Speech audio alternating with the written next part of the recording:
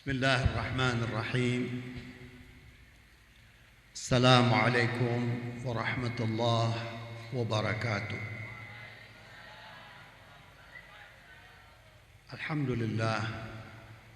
الحمد لله الذي قد هدانا بالإسلام والإيمان ومن علينا الاتفاق نبي الهادي في آخر الزمان.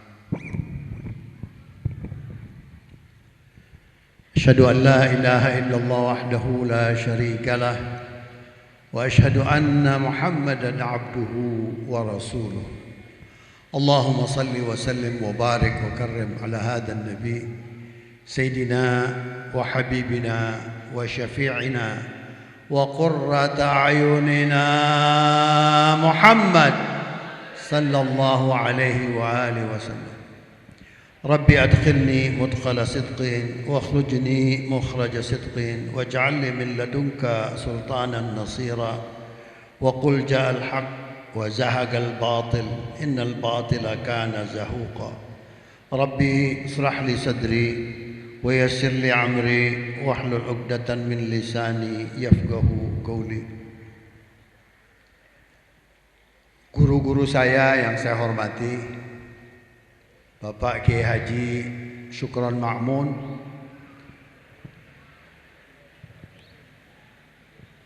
Bapak Kiai Haji Masyhuri Baidawi,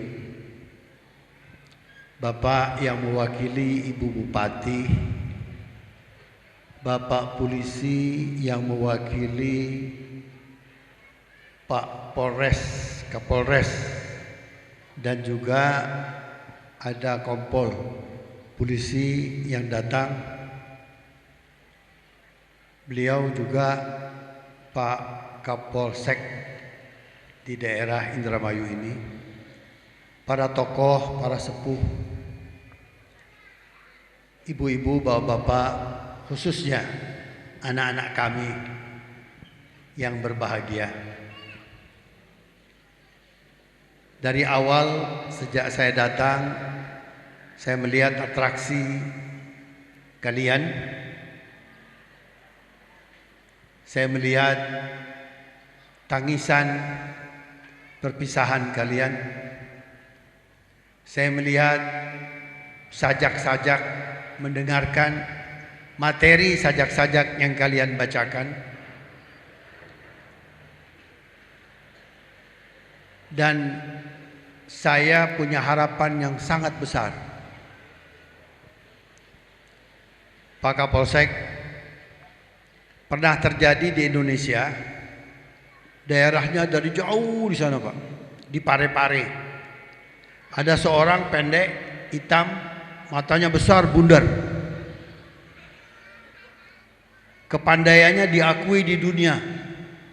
SQ-nya yang belum ada catatan manusia, IQ-nya setinggi beliau, 200 IQ-nya.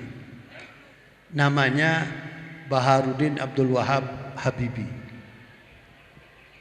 Dari jauh Pak, dari Pare-Pare, mereka bisa jadi presiden. Beliau bisa jadi presiden Republik Indonesia. Saya berharap Pak yang mewakili Ibu Bupati dan bapak-bapak aparat sekalian, kenapa dari Indramayu tidak menyiapkan diri untuk jadi presiden Republik Indonesia? Kita berharap dari pesantren ini akan keluar tokoh-tokoh pemimpin rakyat yang cinta kepada Allah dan cinta kepada Rasulullah, cinta kepada rakyat, cinta kepada negara kesatuan Republik Indonesia.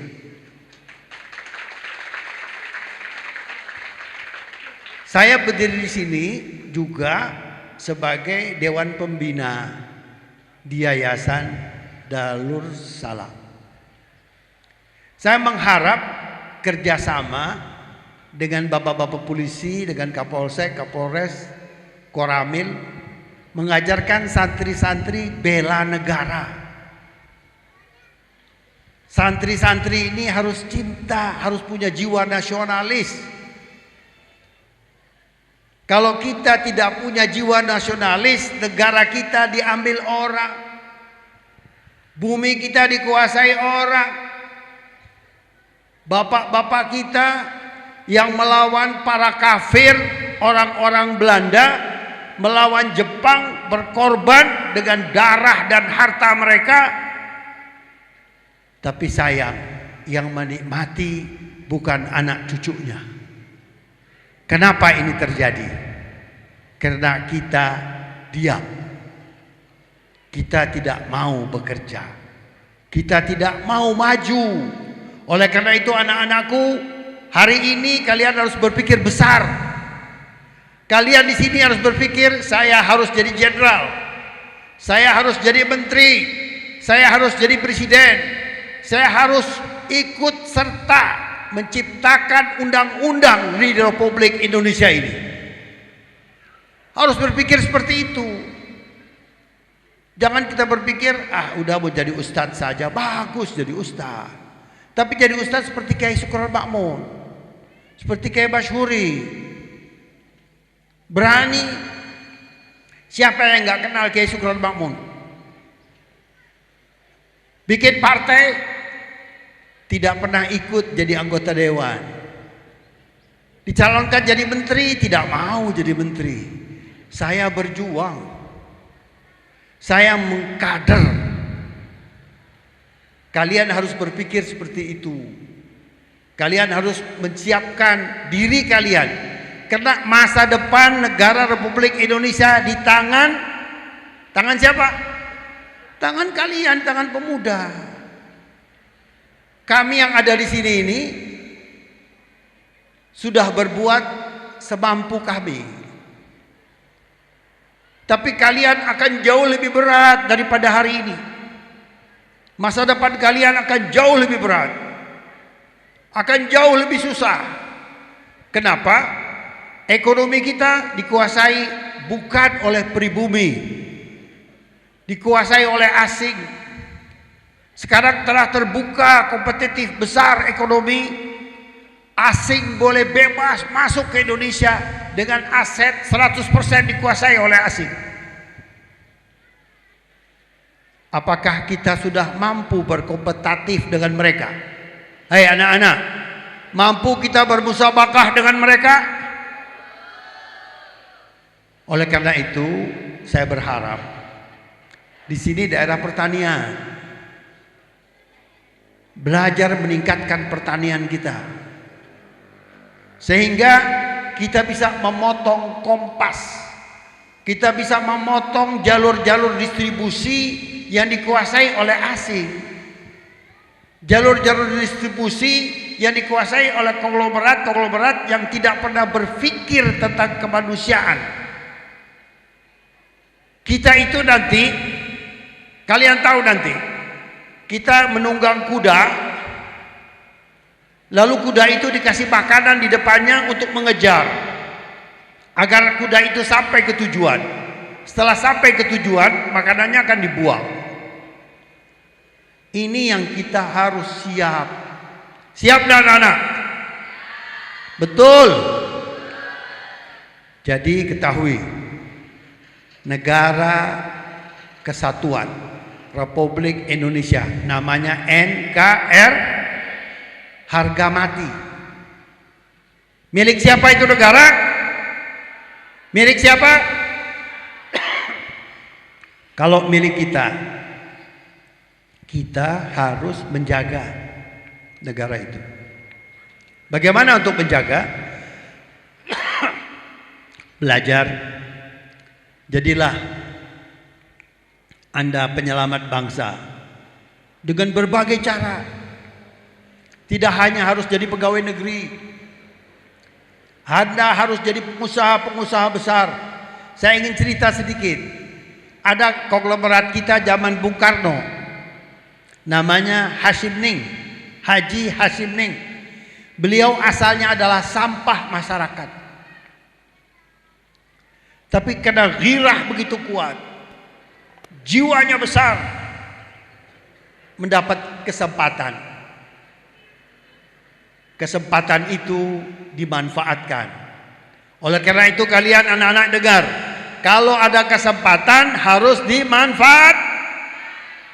tapi jangan kesempatan untuk hal-hal yang buruk. Baiklah, saya sebetulnya ingin mendengarkan nanti untaian-untaian kalimat-kalimat mutiara-mutiara hikmah yang akan disampaikan oleh guru saya, Bapak Profesor Kiai Haji Sukron Ma'mun. Saya ingin jelaskan sedikit pada kalian dasar-dasar pemikiran Islam. Apa? Dasar-dasar pemikiran Islam. Mudah sekali, didengarnya mudah. Pelaksanaannya yang sulit. Orang Islam itu kalau tidak bisa membantu orang lain, jangan menyusahkan orang lain. Paham nggak? Kalau tidak bisa membantu, jangan bikin itu udah Islami sudah. Lebih-lebih kalau kita bisa membantu dengan ikhlas. Jangan membantu dengan wajah yang apa? Baiklah. Mungkin amanah ini yang saya sampaikan. Yang kedua, saya titip Pak, tolong ke Bapak Bupati, tolong dijaga pesantren kita ini Pak. Karena pesantren kita ini udah banyak yang berminat. Mau digusur pesantrennya Pak Polisi. Mau digusur pesantrennya, mau dijadikan tempat stockpile batu bara. Karena di pinggir pantai ada juga yang datang ingin diambil alih oleh Korea.